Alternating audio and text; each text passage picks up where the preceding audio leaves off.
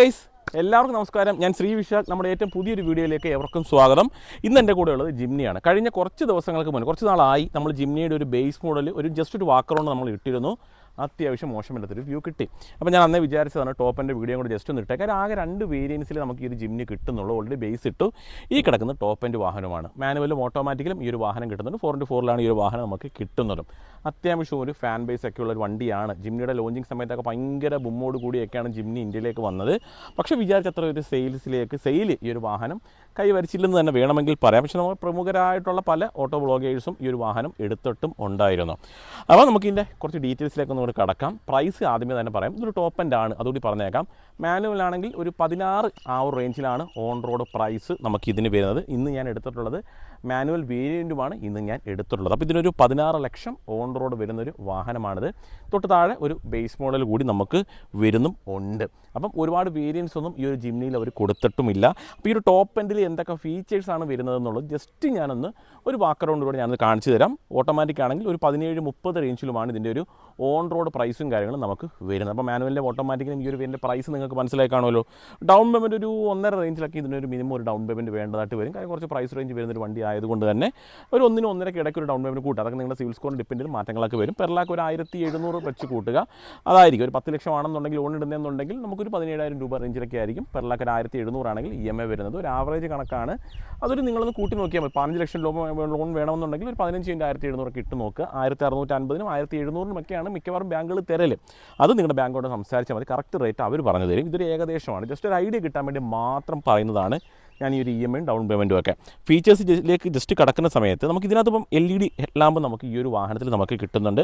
Turn indicator നമുക്ക് അവിടെ തന്നെ നൽകിയിട്ടുള്ളത് നമുക്ക് കാണാനായിട്ട് പറ്റുന്നുണ്ട്. ആ ഒരു റൗണ്ട് ഷേപ്പിൽ തന്നെയാണ് ആ ഒരു ലാമ്പൊക്കെ കൊടുത്തേക്കുന്നത്. ടേൺ ഇൻഡിക്കേറ്ററും ആ ഒരു രീതിയിൽ തന്നെയാണ് വരുന്നത്. ഫോഗ് ലാമ്പ് നോക്കിക്കഴിഞ്ഞാൽ നമുക്ക് LED-ലല്ല ഫോഗ് ലാമ്പ് വരുന്നത്. ഹാലജൻ ടൈപ്പാണ് ഫോഗ് ലാമ്പ്.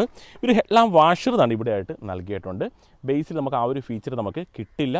അതുകൂടി ഞാൻ പറഞ്ഞേക്കാം. അപ്പോൾ ഗ്രില്ലൊക്കെ നോക്കുന്ന സമയത്ത് അത്യാവശ്യം ക്രോം എലമെൻറ്റും നല്ല ഗ്ലോസി ഷെയ്ഡും നമുക്ക് ആ ഒരു ഗ്രില്ലിലൊക്കെ കാണാനായിട്ട് പറ്റുന്നുണ്ട്. ബമ്പറൊക്കെ നല്ല ഹാർഡ് പ്ലാസ്റ്റിക് വെച്ചിട്ടാണ് ചെയ്തേക്കുന്നത്. നല്ല ബ്ലാക്ക് തീമിലുമാണ് അത് വരുന്നത്. ഹുഡൊക്കെ നോക്കിയാൽ നമുക്ക് ആ ഒരു ബോക്സി ഷേപ്പിൽ തന്നെയാണ് ആ ഒരു ഹുഡൊക്കെ വരുന്നത്. ഫ്ലാറ്റായിട്ട് തന്നെയാണ് ചെയ്തേക്കുന്നത്. ചെറിയ ഗ്ലാസ് ഏരിയയാണ്. ചെറിയ വൈപ്പറുമാണ് കൊടുത്തത്. 2 വാഷർ നോസിലൊക്കെ കൊടുത്തിട്ടുണ്ട്. 4 വാഷർ നോസിൽ നമുക്ക് ഫ്രണ്ട് പോർഷനിലായിട്ട് കാണാം. 2 ഗ്ലാസ് വാഷ് ചെയ്യാനും അതേപോലെ 2 നമുക്ക് ഒരു ഹെഡ് ലാമ്പ് വാഷ് ചെയ്യാനും നൽകിയിട്ടുള്ളത് കാണാനായിട്ട് പറ്റുന്നുണ്ട്. സൈഡിലേക്ക് വരാം. സൈഡിൽ നമുക്ക് അത്യാവശ്യം ഹാർഡായിട്ടുള്ള പ്ലാസ്റ്റിക് ഒക്കെ കൊടുത്തിട്ടുള്ളത് നമുക്ക് കാണാം. ഈ ഒരു പോർഷൻ അത്യാവശ്യം നല്ല ഹാർഡ് പ്ലാസ്റ്റിക് കൊടുത്തു. ഇവിടെയൊക്കെ അത്യാവശ്യം പ്ലെയിൻ ആയിട്ട് തന്നെയാണ് ഒരു ബോക്സി ഷെയ്ഡ് ഈ ഒരു പോർഷനിലൊക്കെ കാണാം. അവിടെ തന്നെയാണ് ഇൻഡിക്കേറ്റർ. മിററിലൊന്നും വരില്ല. മിറർ ഒരു ബ്ലാക്ക് ഷെയ്ഡിലും അവിടെയും നമുക്കൊരു ബോക്സി ഷെയ്ഡിലാണ്. മാരുതിയുടെ സാധാ വാഹനങ്ങളിൽ കാണുന്ന രീതിയിലുള്ള ഒരു മിറർ അല്ല ഇതിന്. സാധാരണ എല്ലാ മോഡൽസിലും ഒരു ചെറിയ മിററാണ് അവർ കൊടുക്കാറ്. ഒരു യുണീക്ക് ഡിസൈനാണ് ഏത് മോഡൽസ് എടുത്താലും. ബെലേനോ ആണെങ്കിലും ഫ്രോൺസ് ആണെങ്കിലും ഗ്രാൻഡ് വിറ്റാർ ആണെങ്കിലും എല്ലാത്തിലും ഒരു ഡിസൈൻ പാറ്റേൺ ആണ് ചെയ്യാറുള്ളത്. പക്ഷേ ഇതിലേക്ക് വന്ന സമയത്ത് ആ ഒരു ഡിസൈൻ എലമെൻറ്റിൽ കുറച്ച് മാറ്റങ്ങളൊക്കെ സംഭവിച്ചു. അലോയ് വീല് ഈ ഒരു വേരിയൻറ്റിൽ കിട്ടുന്നുണ്ട്. ടോപ്പിൽ അലോയ് വീല് വേണം. ടയർ സൈസ് വരുന്നത് 195/80 R15 ആണ് ടയർ പ്രൊഫൈൽ കൊടുത്തിട്ടുള്ളത്. കുറച്ചൊരു പ്രൊഫൈലുള്ള ടയറായാലും കുറച്ചുകൂടി നല്ലതാണെന്ന് എനിക്ക് തോന്നി. പിന്നെ ആഫ്റ്റർ മാർക്കറ്റ് കൊണ്ടുപോയി പലരും അലോയ്സും ടയറും എല്ലാം അപ്ഗ്രേഡ് ചെയ്യുന്നത് നമുക്ക് കാണാനായിട്ട് പറ്റുന്നുണ്ട്. വേറെ കാര്യങ്ങളൊന്നും ഒരുപാടൊന്നും നമുക്ക് ഈ ഒരു സൈഡിലായിട്ട് പറയാനായിട്ട് വരുന്നില്ല. ഡോർ ഹാൻഡിലൊക്കെ ഈ ഒരു രീതിയിൽ തന്നെയാണ് ആ ഒരു പഴമയെ വിളിച്ചു വന്ന രീതിയിൽ തന്നെ ആ ഒരു ഡോർ ഹാൻഡിൽസ് ഒക്കെ അവർ കൊടുത്തേക്കുന്നത്. കീലെസ് എൻട്രി വരുന്നുണ്ട്. കൂടാതെ ആ ഒരു കീ ഇട്ട് ലോക്കാക്കാനൊക്കെ ഒരു ഓപ്ഷൻ കൊടുത്തിട്ടുണ്ട്. റൂഫ് റെയിൽ ഇങ്ങനത്തെ കാര്യങ്ങളൊന്നും തന്നെ ഇതിനകത്ത് വരുന്നില്ല. വേറെ ഗ്രാബ് ക്യാൻഡിൽസ് ഒന്നും സൈഡിലായിട്ടില്ല. ഇപ്പോൾ ഓഫ് റോഡ് പർപ്പസിനെ കൊണ്ടുപോകേണ്ട ആൾക്കാരാണ് നിങ്ങളെന്നുണ്ടെങ്കിൽ നിങ്ങൾക്ക് വേണ്ടുന്ന രീതിയിൽ ഗ്രാബ് ക്യാൻഡിൽസും ഒക്കെ വെച്ച് മോഡിഫൈ ചെയ്തെടുക്കാം. ഗ്ലാസ് ഏരിയ നമുക്ക് ആ ഒരു സ്ക്വയർ ഷേപ്പിലാണ് കാണാനായിട്ട് പറ്റുന്നത്. അതും നല്ല രസമുണ്ട്. ഇവിടെ നമുക്കൊരു ക്വാർട്ടർ ഗ്ലാസ് കൊടുത്തിട്ടുള്ളത് കാണാം. ഈ ഒരു പോർഷനിലായിട്ടാണ് ഫ്യൂൽഡ് അവർ കൊടുത്തേക്കുന്നത്. ക്ലാഡിങ്സ് ഒക്കെ ഈ ഒരു വാഹനത്തിന് ചുറ്റും നല്ല ബോൾഡായിട്ടുള്ള ക്ലാഡിങ്സ് പോയിട്ടുള്ളത് നമുക്ക് കാണാനായിട്ട് പറ്റുന്നൊരു ഒരു വെറൈറ്റി രീതിയിൽ ആണ്. ഈ ഒരു പോർഷനിലായിട്ടാണ് അവർ ആൻറ്റിന കൊടുത്തത്. ഷാർപ്പിനൊന്നുമല്ല, നോർമലി വരുന്നൊരു ആൻറ്റിന യൂണിറ്റാണ് ഈ ഒരു വാഹനത്തിൽ വരുന്നത്. വേറെ ക്രോം എലമെൻറ്റ്സ് ഒന്നും തന്നെ നമുക്ക് കാണാനായിട്ട് സാധിക്കില്ല. റിയർ വൈപ്പറുണ്ട്. ഡീഫോഗൽ ലൈനുണ്ട്. അതിൻ്റെ ഒരു വാഷറും കൊടുത്തിട്ടുണ്ട്. സ്പെയർ ടയർ ഇവിടെയായിട്ട് പ്ലേസ് ചെയ്ത് ചെറിയൊരു കവറിങ്ങും സ്പെയർ ടയറിന് കൊടുത്തിട്ടുണ്ട്. മോശമല്ലാത്ത ഒരു ബൂട്ട് സ്പേസ് ഇതിന് കിട്ടുന്നുണ്ട്. കണ്ടോ, മോശമല്ലാത്തൊരു ബൂട്ട് സ്പേസ് കിട്ടുന്നുണ്ട്. 50-50 ആണ് ഈ ഒരു സീറ്റ്സിൻ്റെ സ്പ്ലിറ്റിങ് അവർ കൊടുത്തേക്കുന്നത്. സ്പെയർ ടയറുണ്ട്. സ്പെയർ ടയർ കൊടുത്തിട്ടുണ്ട്. നടിപടിയായിട്ട് വെച്ചിരുന്നത് കാണാം. അടിയിലങ്ങ് പോയി തപ്പേണ്ട ആവശ്യം വരുന്നില്ല. പാർക്കിംഗ് സെൻസറൊക്കെ കൊടുത്തിട്ടുണ്ട്. 4 പാർക്കിംഗ് സെൻസേഴ്സ് കൊടുത്തിട്ടുള്ളത് കാണാം. ടെയിൽ ലാമ്പൊക്കെ നോർമലി വരുന്ന ഹാലജൻ ടൈപ്പാണ്. വലിയ എന്താ പറയുക, LED കാര്യങ്ങളൊന്നും തന്നെ നമുക്ക് ടെയിൽ ലാമ്പ് ഒന്നും തന്നെ നമുക്ക് വരുന്നില്ല. അപ്പോൾ വേറെ കാര്യങ്ങളൊന്നുമില്ല ഈ ഒരു പോർഷനിൽ പറയുന്നതിന് വേണ്ടിയിട്ട്. ഫ്രണ്ടിലേക്ക് കയറുന്നതിന് മുമ്പ് സെക്കൻഡ് റോ ജസ്റ്റ് ഒന്ന് കാണിച്ചു തരാം. സെക്കൻഡ് റോ ഇതാണ്. സെക്കൻഡാണ്. ഇവിടെ ഒരു പവറിൻ്റെ സ്വിച്ച് കൊടുത്തിട്ടുണ്ട്. അതേപോലെ തന്നെ ക്രോം എലമെൻറ്റും വേറെ സ്റ്റോറേജ് സ്പേസ് ഒന്നും ഇല്ല. ജസ്റ്റ് ഒന്ന് ഇരുന്ന് കാണിക്കാം. സൈഡ് സ്റ്റെപ്പ് ഉണ്ടെങ്കിൽ കുറച്ച് നല്ലതാണ്. കുറച്ച് ഹൈറ്റ് ഉണ്ട് കേട്ടോ. മോശമല്ലാത്തൊരു തൈ സപ്പോർട്ട് കിട്ടുന്നു എന്ന് പറയാം. ഭയങ്കര തൈ സപ്പോർട്ടൊന്നും ഇതിന് കിട്ടുന്നില്ല. മോശമല്ലാത്ത തൈ സപ്പോർട്ടേ ഉള്ളൂ. ഹെഡ് റെസ്റ്റ് ഉള്ളതുകൊണ്ട് അത്യാവശ്യം കംഫർട്ടായിട്ടിരിക്കാം. റിയർ AC വെൻ്റെ കാര്യങ്ങളൊന്നും തന്നെ നമുക്ക് ഈ ഒരു വേരിയൻറ്റിൽ കിട്ടില്ല. ഗ്രാബ് ഹാൻഡിലുണ്ട്.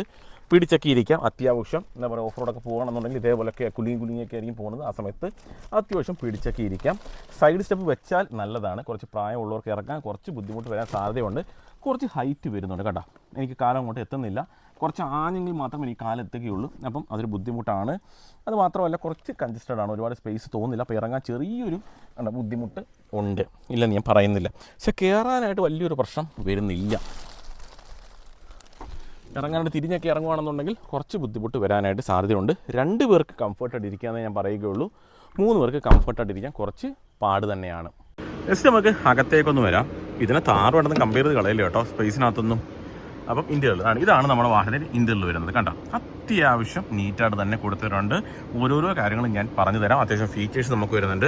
ഡോർ പാഡിലൊന്നും വലിയ സ്റ്റോറേജ് സ്പേസോ കാര്യങ്ങളോ ഒന്നും തന്നെ വരില്ല. ഡോർ പാഡിൽ അങ്ങനെ പവറിൻ്റെ കൺട്രോൾസ് ഒന്നും തന്നെ കൊടുത്തില്ല. കുറച്ച് ഹാർഡ് പ്ലാസ്റ്റിക് തന്നെ കാണുമ്പോൾ തന്നെ നമുക്ക് മനസ്സിലാവും. കുറച്ച് നല്ല ഹാർഡ് പ്ലാസ്റ്റിക് തന്നെയാണ് ഇതിനകത്തൊക്കെ യൂസ് ചെയ്തേക്കുന്നത്. കണ്ടോ, നല്ല മെറ്റീരിയൽസ് ആണ് യൂസ് ചെയ്തേക്കുന്നത്. ആണ് ഇവിടെ ചെറിയൊരു ക്രോം എലമെൻറ്റ് കൊടുത്തു. നമുക്ക് സീറ്റ് ഹൈറ്റ് അഡ്ജസ്റ്റ്മെൻ്റ് ഒന്നും ഈ ഒരു വേരിയൻറ്റിൽ നമുക്ക് വരുന്നില്ല. ഈ ഒരു രീതിയിൽ മാത്രമേ നമുക്ക് ഉപയോഗിക്കാൻ പറ്റുള്ളൂ. സീറ്റ്സ് ഒക്കെ അത്യാവശ്യം ഡാർക്ക് ഷെയ്ഡിൽ തന്നെയാണ് കൊടുത്തേക്കുന്നത്. ഇപ്പോൾ ഡാഷ്ബോർഡിൽ ഒരു കളർ തീം നമ്മൾ നോക്കിക്കഴിഞ്ഞാൽ കുറച്ച് ഡാർക്ക് തീം തന്നെയാണ് നല്ലത്. അത്യാവശ്യം ഓഫ് റോഡിംഗ് ഒക്കെ പോകുന്ന സമയത്ത് വാഹനമൊക്കെ അഴുക്കാവാനൊക്കെ സാധ്യതയുണ്ട്. അതുകൊണ്ട് അത്യാവശ്യം ഡാർക്ക് തീം തന്നെയാണ് നല്ലത്. അതെ, കുറച്ച് ബോൾഡും ഇത് വെട്ടാനായിട്ട് ആ ഒരു ബോൾട്ടിൻ്റെ ആ ഒരു ഡിസൈനൊക്കെ കൊടുത്തേക്കുന്നത് കാണും. ബോൾട്ട് തന്നെയാണ് കൊടുത്തേക്കുന്നത്. അവിടെയും നമുക്ക് അതൊക്കെ കാണാനായിട്ട് പറ്റുന്നുണ്ട്. ജസ്റ്റ് നമുക്ക് അകത്തേക്കൊന്ന് കയറിയിരിക്കുന്ന സമയത്ത് നമുക്ക് ഈ ഒരു വേരിയൻറ്റിൽ നമുക്ക് പുഷ് ബട്ടൺ സ്റ്റാർട്ടും കാര്യങ്ങളൊക്കെ നമുക്ക് അവൈലബിൾ ആണ്. അത്യാവശ്യം ഫീച്ചേഴ്സോട് കൂടി വരുന്നൊരു വാഹനമാണ്. കണ്ടോ, ലെതർ റാപ്പിഡാണ് ഇതിൻ്റെ സ്റ്റിയറിംഗ് വീൽ വരുന്നത്. ക്രൂയിസ് കൺട്രോളും കാര്യങ്ങളൊക്കെ നമുക്ക് അവൈലബിൾ ആണ്. ക്ലസ്റ്ററൊക്കെ നമ്മൾ ഓൾറെഡി കണ്ടിട്ടുള്ളത് തന്നെയാണ്. ആ ഒരു പഴമയൊക്കെ വിളിച്ചോരുന്ന രീതിയിലുള്ളൊരു ഡിസൈൻ എലമെൻ്റ് ഒക്കെയാണ് ആ ഒരു ക്ലസ്റ്ററിലൊക്കെ അവർ മാരുതി കൊടുത്തേക്കുന്നത്. ഫ്രണ്ട് നമ്മൾ ഹെഡ് ലാമ്പ് വാഷർ നമ്മൾ ഓൾറെഡി പറഞ്ഞതാണ്. അതിൻ്റെ ഒരു സ്വിച്ച് ആണ് ഇവിടെയായിട്ട് കൊടുത്തു. ഐഡിയൽ സ്റ്റാർട്ട് സ്റ്റോപ്പിൻ്റെ ഒരു സ്വിച്ച് നൽകിയിട്ടുള്ളത് കാണാം. പുഷ് ബട്ടൺ സ്റ്റാർട്ട് നമുക്ക് ഈ ഒരു വാഹനത്തിൽ നമുക്ക് അവൈലബിൾ ആണ്. അതിൻ്റെ ഒരു കൺട്രോൾ തന്നെ അവിടെയായിട്ട് കൊടുത്തേക്കുന്നത് കാണാനായിട്ട് നമുക്ക് പറ്റുന്നുണ്ട്. കണ്ട, പിന്നെ ഇലക്ട്രിക്കലി കൺട്രോളിങ് ഓപ്ഷൻ നല്ല ആ ഒരു പോർഷനിലായിട്ടാണ് കമ്പനി കൊടുത്തേക്കുന്നത്. വേറെ കാര്യങ്ങളൊന്നും സ്റ്റിയറിംഗിനെ കുറിച്ചൊന്നും നമുക്ക് പറയേണ്ട ആവശ്യമില്ല. സ്റ്റിയറിംഗ് നമുക്ക് ഹൈറ്റ് അഡ്ജസ്റ്റ്മെൻ്റ് ഒക്കെ നമുക്ക് അവൈലബിൾ ആണ്. ഇൻഫോർമേഷൻ സിസ്റ്റവും കാര്യങ്ങളൊക്കെ നൽകിയിട്ടുള്ളത് നമുക്ക് കാണാനായിട്ട് പറ്റുന്നുണ്ട്. റിവേഴ്സ് ക്യാമറ അത്യാവശ്യം നല്ല വിസിബിൾ ആയിട്ടുള്ള വ്യൂ നമുക്ക് റിവേഴ്സ് ക്യാമറയിൽ കൊടുത്തിട്ടുള്ളൂ നമുക്ക് കാണാനായിട്ട് പറ്റുന്നുണ്ട്. അതിന് ചുറ്റും നല്ല പിയാനോ ബ്ലാക്ക് പിൻ ഷെയ്ഡും കൊടുത്തിട്ടുണ്ട്. ഓട്ടോമാറ്റിക്കാണ് ക്ലൈമറ്റ് കൺട്രോൾ വരുന്നത്. ആ ഒരു സ്വിച്ചസ് ഒക്കെ നോക്കിക്കഴിഞ്ഞാൽ വളരെ നീറ്റായിട്ട് തന്നെ കൊടുത്തിട്ടുണ്ട്. ഇപ്പോൾ അത്യാവശ്യം കൺട്രോൾസും കാര്യങ്ങളൊക്കെ കൊടുത്തിട്ടുള്ളത് കാണാം. പവറിൻ്റെ സ്വിച്ചസും അതുപോലെ ട്രാക്ഷൻ കണ്ടി അങ്ങനെയുള്ള കുറച്ച് സ്വിച്ചസ് ഒക്കെ അവിടെ കൊടുത്തിട്ടുള്ളത് കാണാം. താഴ്ഭാഗത്ത് ശകലം ഒരു സ്പേസ് കൊടുത്തു. എന്തെങ്കിലും ചെറിയ സാധനങ്ങളൊക്കെ വെക്കാം. കീ ഇതിനകത്താണ് കേട്ടോ ഇട്ടേക്കുന്നത്. യാർഡിൽ കിടക്കുന്ന വാഹനമാണ്. കീക്കകത്തൊന്നും പ്രത്യേകിച്ച് വ്യത്യാസങ്ങളൊന്നുമില്ല. നമ്മൾ മാരുതി വാഹനം കണ്ടുവന്നിട്ടുള്ള ആ ഒരു സെയിം കീ തന്നെയാണ് നമുക്ക് ഈ വാഹനത്തിൽ കാണാനായിട്ട് സാധിക്കുന്നത്. ആണ് എന്ന് കാണിച്ചു തന്നേക്കാം. കണ്ട, ഇത്രയേ ഉള്ളൂ കീ. പ്രത്യേകിച്ച് ഒരു കാര്യങ്ങളും നമുക്ക് അതിനകത്ത് പറയാനായിട്ടില്ല. നല്ലൊരു കാര്യമാണ് ഈ ഒരു രീതിയിൽ കൊടുത്തേക്കുന്നത്. സ്ക്രാച്ച് ആവാതിരിക്കും, അതിന് വേണ്ടിയിട്ടായിരിക്കണം ഈ ഒരു രീതിയിൽ കൊടുത്തേക്കുന്നത്. 5 സ്പീഡ് ഗിയർ ബോക്സ് കൊടുത്തിട്ടുള്ളത് കാരണം 4x4 കൺട്രോൾസ് കാരണം ഈ ഒരു ലിവറൊക്കെ ഇവിടെ കൊടുത്തിട്ടുണ്ട്. കാരണം ഇവിടെ നമുക്ക് പവറിൻ്റെ കൺട്രോൾസ് വരുന്നുണ്ട്. അത് റിയർ പ്രൊഫൈലിലേക്കുള്ള പവറിൻ്റെ സ്വിച്ചസ് ആണ് ഇവിടെ ഈ ഒരു പോർഷനിലായിട്ട് അവർ കൊടുത്തേക്കുന്നത്. 12 വാട്ട്സിൽ ഒരു ചാർജിങ് സോക്കറ്റും വരുന്നുണ്ട്. നമ്മൾ ഗ്രാബ് ഹാൻഡിലൊക്കെ ഈ ഒരു പോർഷനിലൊക്കെ കൊടുത്തിട്ടുള്ളത് കാണാനായിട്ട് പറ്റുന്നുണ്ട്. വലിയ സ്റ്റോറേജ് സ്പേസ് ഇല്ല, ചെറിയൊരു സ്റ്റോറേജ് സ്പേസ് വരുന്നുള്ളൂ. ടോപ്പിലായിട്ട് ഈ ഒരു മിറർ മാനുവലി കൺട്രോൾ ചെയ്യണം. ഇവിടെ നമുക്കൊരു മിറർ കൊടുത്തിട്ടുണ്ട്. അതിനുള്ളിൽ ലൈറ്റോ കാര്യങ്ങളൊന്നും കിട്ടില്ല. ടോപ്പിലായിട്ട് നമുക്കൊരു ലൈറ്റ് വരുന്നുണ്ട്. ഈ ഒരു പോർഷനിലായിട്ട് ഒരു മിറർ കൊടുത്തിട്ടുണ്ട്. അപ്പോൾ ഓവറോൾ ഈ ഒരു ഡാഷ്ബോർഡിനെ കുറിച്ച് നമ്മൾ നോക്കുന്ന സമയത്ത് അത്യാവശ്യം ഫീച്ചേഴ്സ് കൂടി തന്നെയാണ് ഈ ഒരു വാഹനം മാരുതി മേക്ക് ചെയ്തേക്കുന്നത്. അത്യാവശ്യം നല്ലൊരു പ്രീമിയം ഫീൽ ഒക്കെ കിട്ടുകയൊക്കെ ചെയ്യുന്നുണ്ട്. കുറച്ച് ഡാർക്ക് തീമിലാണിത് വരുന്നത് എന്ന് മാത്രമേ ഉള്ളത്. ഒരു ഓഫ് റോഡ് പർപ്പസിനെ കൊണ്ടുകൊണ്ട് വാഹനം ആയതുകൊണ്ടാണ് ആ ഒരു ഡാർക്ക് തീമിലൊക്കെ കൊടുത്തേക്കുന്നത്. സീറ്റ്സും ഒക്കെ ആ ഒരു ഡാർക്ക് തീമിൽ തന്നെയാണ് കാണാനായിട്ട് സാധിക്കുന്നത്. ഇതിനൊരു എഞ്ചിൻ വരുന്നത് 1.5 ലിറ്ററാണ് ഇതിൻ്റെ എഞ്ചിൻ വരുന്നത്. 1462 cc എഞ്ചിനാണ് ഇതിനകത്ത് അവർ കൊടുത്തിട്ടുള്ളത്. 103 bhp ഒരു 134.2 Nm ടോർക്കുമാണ് ഈ ഒരു വാഹനത്തിന് നൽകിയിട്ടുള്ളത്. വലിയ മൈലേജ് ഒന്നും പ്രതീക്ഷിക്കേണ്ട. ഒരു 13 റേഞ്ചിലൊക്കെ കിട്ടിയാൽ ഭാഗ്യം. ആ ഒരു റേഞ്ചിലുള്ള മൈലേജ് ഇതന്നെ പ്രതീക്ഷിച്ചാൽ മതി. എനിക്ക് തോന്നുന്നു ഒരു 13 കിട്ടാൻ സാധ്യതയുണ്ട്. ഒരു ആവറേജ് മൈലേജ് 16-17 എന്തോ കമ്പനി പറയുന്നുണ്ട്, ആ റേഞ്ചിൽ പറയുന്നുണ്ട്. റിയൽ ലൈഫിലുള്ള കാര്യമാണ് ഞാൻ പറഞ്ഞത്. പിന്നെ അതൊക്കെ ഓരോരുത്തരുടെ ഡ്രൈവിംഗ് അനുസരിച്ച് വ്യത്യാസങ്ങളും കാര്യങ്ങളൊക്കെ വരും. ചിലർക്ക് ചിലപ്പോൾ 10 താഴെ പോവും. അതൊക്കെ ഓരോരുത്തരുടെ രീതിക്ക് അനുസരിച്ച് മോഡിഫിക്കേഷൻസ് ഒക്കെ ചെയ്യുന്നതിനനുസരിച്ച് ടയർ സൈസൊക്കെ മാറ്റുന്നതിനനുസരിച്ച് മൈലേജിലൊക്കെ മാറ്റങ്ങൾ വരും. ഇതൊന്നും എനിക്ക് തോന്നുന്നില്ല സ്റ്റോക്ക് കണ്ടീഷനിൽ കൊണ്ട് നടക്കുമെന്ന് എനിക്ക് തോന്നുന്നില്ല. കുറേ മോഡിഫിക്കേഷൻസ് ഒക്കെ വരും. ഇതൊക്കെ എടുക്കുന്നത് മൈലേജ് നോക്കാനും സാധ്യതയില്ല.